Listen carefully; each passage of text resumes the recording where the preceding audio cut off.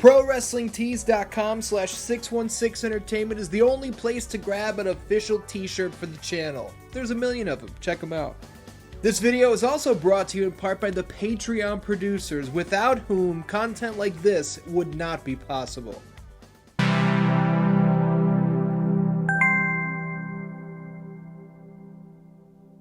It's always nice when a long-term story can unfold smoothly and coherently, right? I mean, look at the Scream franchise. It kicked off in 1996, the 5th installment drops early next year, and we've still got all of the same players, we've still got the same through line progressing from movie to movie. The history of events is uninterrupted. I'll give you another example, how about it? Who doesn't love Rocky? From the very first battle between a journeyman fighter and the world champion, all the way to his comeback against the hottest fighter of today's generation, spurred by a sports show's fantasy warfare segment, it was a straight line spanning across multiple decades. This is how it's done. Well, this is how it's done if everybody has their shit together. Yes, I know Creed takes a few liberties, but I didn't say Creed, I said Rocky. How many times have you seen a story become so bogged down by bad ideas, confusing plot points, and unresolved cliffhangers that they just say, fuck it, start over, or introduce time travel or something, we need to start fresh. Mortal Kombat has used time travel and alternate dimensions twice in the last 10 years. Terminator's a fucking mess. A retcon, or retroactive continuity, is a storytelling device which introduces new information to the audience that has, air quotes, actually been present and true the whole time. Now, how has it been present and true the whole time if the audience didn't know about it? It's because the writers just made it up now to resolve some sort of problem they're faced with, or to hit you with a shocking twist in order to keep things fresh and exciting.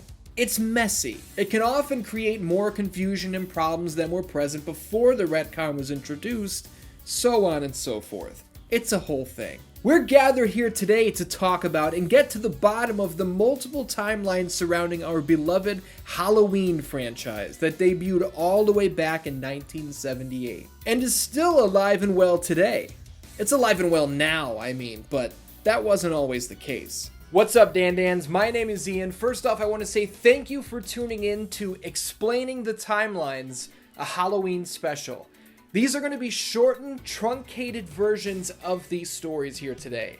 If you want the full, in-depth, 4.5-hour version, you want to watch the history of Halloween. The links to all 5 parts are down there in the description.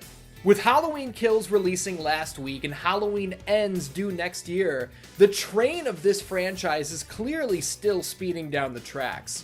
But this is a train that has been dead stopped, derailed, and flipped through the sky more times than any of us can count. I am going to help you figure out what does and doesn't actually happen across these multiple timelines right now. Now, every story has to start somewhere, right?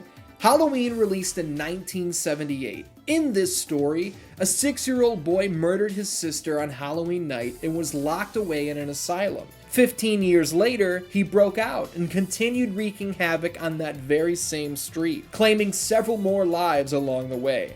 That's our starting point.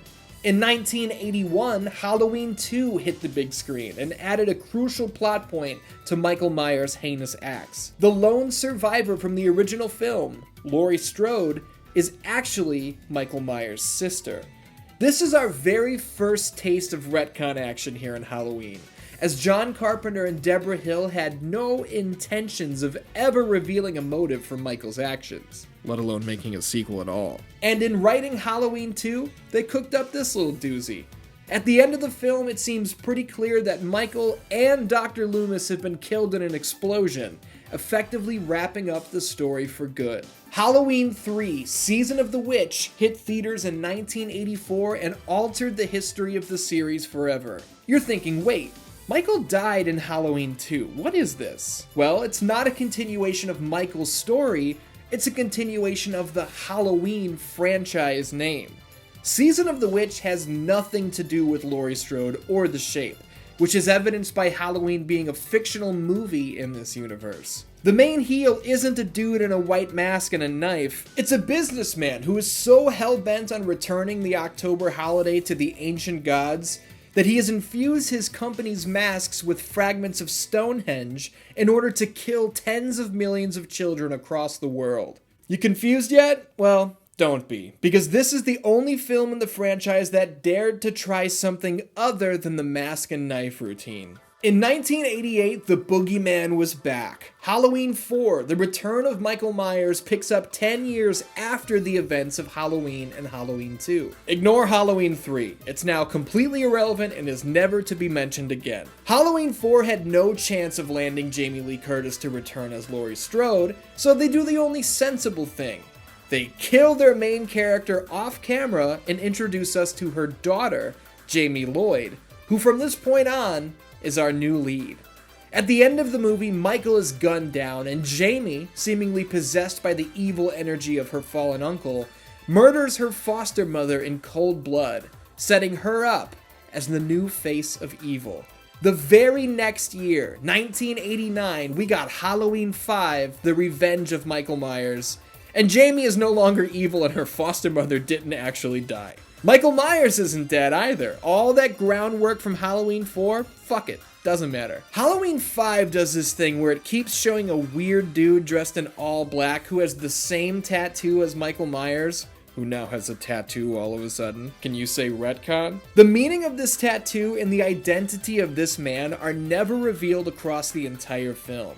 Also, Dr. Loomis dies at the end of the movie after beating Michael with a piece of wood. 1995's Halloween 6, which wasn't called Halloween 6, but instead Halloween: The Curse of Michael Myers, was forced to answer the tattoo and mystery man questions of 5 in what we'll call Retconapalooza. The mystery man is Dr. Wynn, who we met for like 11 seconds in the original film.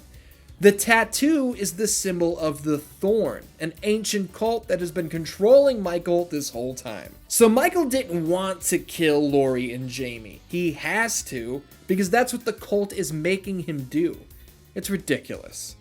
Oh, and Dr. Loomis didn't die at the end of Halloween 5. That's out of here too. Honestly, it's a cheap plug, but you have to watch my History of Halloween series for me to go into all of this in great detail.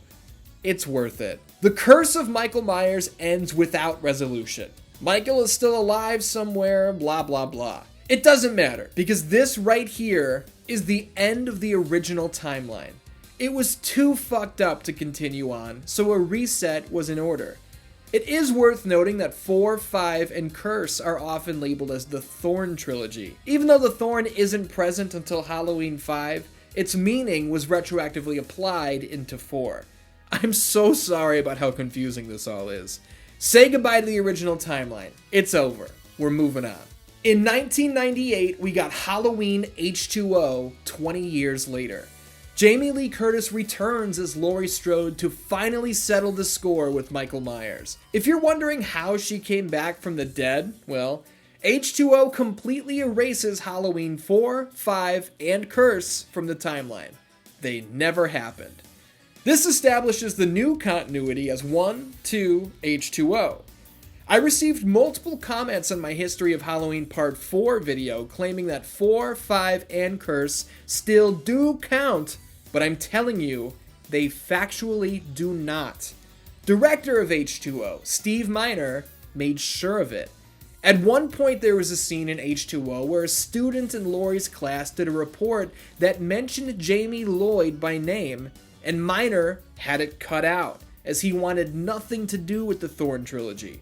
So there you go. Case closed. 4, 5, and Curse are gone, and I don't want to hear anything else about it. Capiche? Laurie cuts Michael's head off with an axe at the end of the movie, making him deader than ever. We can all finally go home. Just kidding. 2002 saw the release of Halloween Resurrection, where Laurie didn't cut Michael's head off. She cut off the head of an EMS worker that Michael forced an outfit switch with.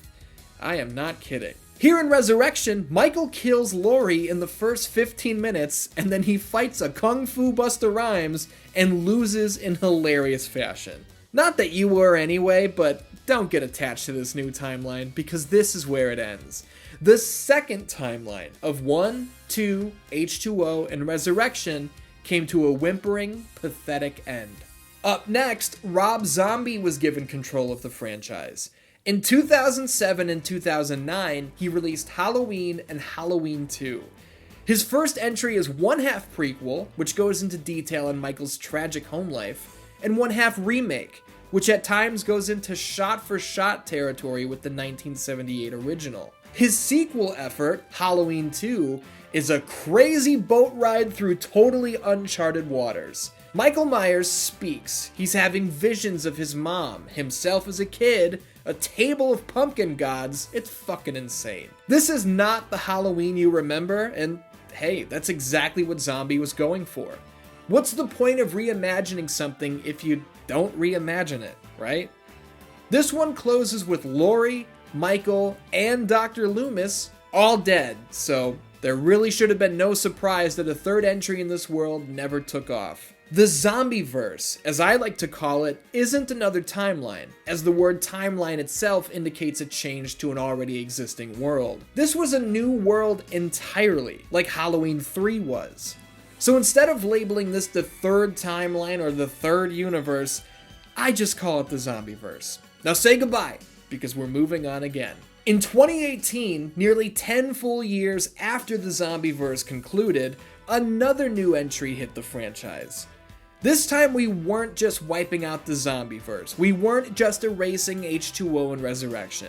We weren't just killing the Thorn Trilogy. We weren't returning to the Halloween 3 universe. And god damn it, we aren't even including Halloween 2 anymore. But Halloween from 1978, that counts. Halloween is a sequel to Halloween. Yes, the name is stupid, but what did you want? Halloween H4O? Get the fuck out of here. Michael Myers has been locked up since 1978. He escapes again, and all hell breaks loose. Laurie and Michael are no longer siblings either. Turns out that was just some silly little rumor. The fact that Michael and Laurie are still battling for what is now no reason well into their 60s adds a certain flavor of ridiculous to an already insane series of films, but hey, at least Halloween 2018 is a good movie. It could be much, much worse, as we've previously seen. Halloween Kills actually goes into detail on why Michael and Laurie are still coming face to face. It's not really no reason, that's a joke. It's a little too new to spoil right now, so that's why I kind of breezed over that, just to be clear. With Halloween Kills out now, and Halloween Ends on the horizon, this is officially the third timeline. Let's hope that this one keeps its head above water, right? Fingers crossed that somehow, some way, this third timeline finally sticks the landing. In conclusion, Halloween is all fucked up. As I stated in part 1 of my History of Halloween series, this franchise is a total train wreck as far as storytelling and continuity are concerned. We've covered all of the official continuities. The original timeline, the second timeline, the Zombieverse, the third timeline, and even Halloween 3 all by its lonesome out there in the Anthology verse. Some fans even make their own rules, and they decide what Halloween is to them. Which I have no problem with, because I do the same thing. I've heard some fans say that Michael dies at the end of Halloween 4, making 1, 2, 4 their personal canon. I myself consider 1, 2, H2O to be my official canon. We'll call it the 616 timeline. Laurie cut Michael's head off, and that's where it all ended. Resurrection is my balls, so I don't even count it. Having seen Halloween Kills between the time I wrote this script and now, the time that I'm editing the video, we're now even closer to Halloween Ends, the big finale. Will I accept this third timeline as my official canon when it's all said and done? I guess I'll find out next year. But you don't have to wait that long to hear my thoughts on the newest installment. On Halloween Day, that's October 31st, you can look forward to my Halloween Kills review. It's not going to be the deep diving, scripted, retrospective style, no. That's going to come with the History of Halloween Part 6. This review is going to be freeform, unscripted, me sharing my thoughts on the film's key moments. I'm really excited to get this out there and to hear what you all have to say. And I'm waiting until Halloween to do it because I'm gonna spoil this shit out of the movie, so I'm being considerate and giving you time to watch it and come prepared. I also plan on taking some of your questions regarding Halloween Kills, so this should be a blast. Dan Dans, thank you for tuning in to Explaining the Timelines, a Halloween special. I hope I've made this convoluted mess a little less confusing for you through these truncated versions of these stories. But once again, if you want the full, in-depth, retrospective treatments for all of these films, you gotta watch The History of Halloween. I honestly feel like it's my best work, and the links to all 5 parts are down in the description. What other horror franchises would you like to see me cover in the future? Leave a comment down there and let me know. Until next time, I love ya, and I will see you soon.